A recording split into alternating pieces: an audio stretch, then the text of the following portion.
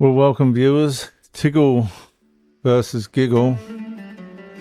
When people started fearing their own eyes, this is just a short 3-episode series. When people started fearing their own eyes. This is episode 1 of Tickle versus Giggle. The way I'm going to examine this theologically, psychologically. I think people need to have some kind of relief from these institutional abuses that we are finding ourselves under, and that's not pointed at Tickle, but we do have to appreciate female spaces and the consequences of how this impacts families and communities when they see these kind of illegitimate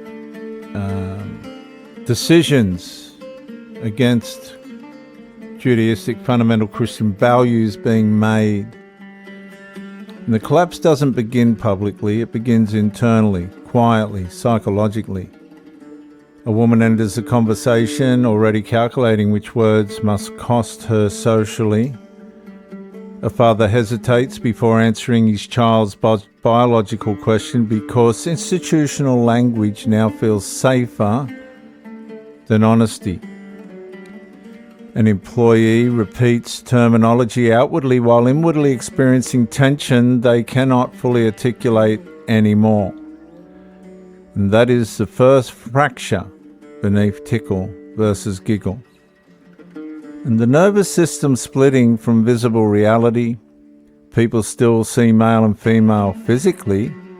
They still recognize embodiment intrinsically. Yet the institutional atmosphere increasingly pressures citizens to distrust what their own eyes continue recognizing naturally. And that produces exhaustion, and that is psychological abuse. It's actually institutional abuse radiated out into communities and families, and it micro-incrementally bleeds right down through into the minds of children as well. And this isn't because people hate others. As I said, if you want to be a cat or a dog or a lizard, you're entitled to do that. If you want to be a horse, you've got to live in a stable. If you want to be a lizard, you've got to live under a rock.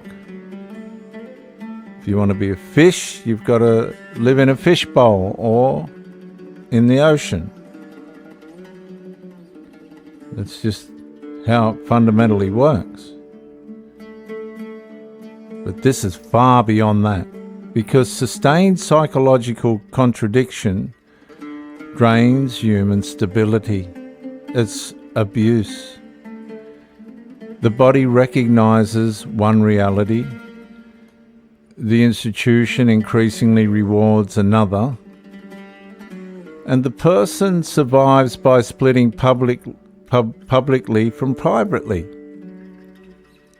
And that's where civilization becomes psychologically unstable. Speech becomes self-monitoring. Silence becomes adaptive.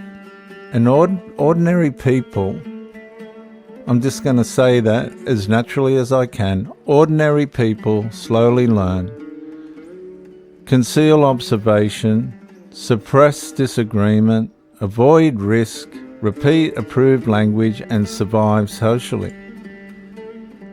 And the pressure intensifies because the contradiction now carries moral weight. Reality itself increasingly becomes socially dangerous. The courtroom therefore becomes far larger than a courtroom. It becomes a behavioural training mechanism. I'm going to say that again. The courtroom becomes far larger than a courtroom. It becomes a behavioural training mechanism. And the judgment teaches citizens what reality may safely be spoken out aloud. And that creates fear-conditioned conformity. And the deeper pathology is not disagreement. It is institutional pressure forcing people to psychologically negotiate against embodied reality itself.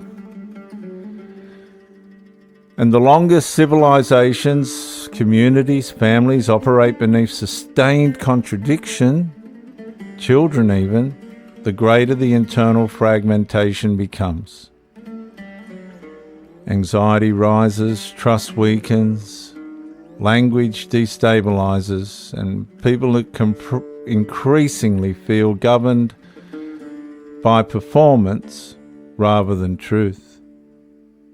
And viewers, that is the hidden psychological catastrophe beneath Tickle versus Giggle.